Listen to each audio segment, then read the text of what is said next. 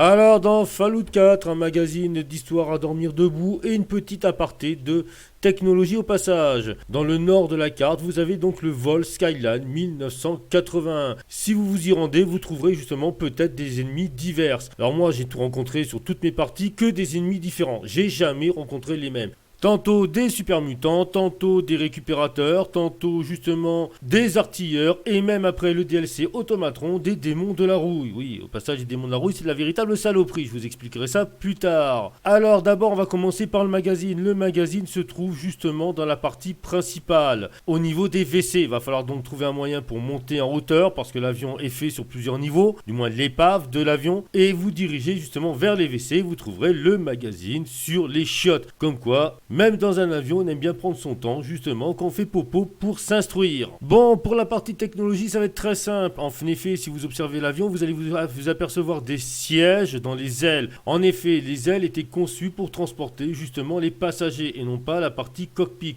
La partie cockpit était plutôt conçue pour transporter à la fois les bagages ou pour servir de salle de restaurant, etc., etc., etc. À savoir que les vols Skyline se sont lancés justement avant la Grande Guerre dans une grande opération de contrebande, oui, armes, produits chimiques, etc., etc.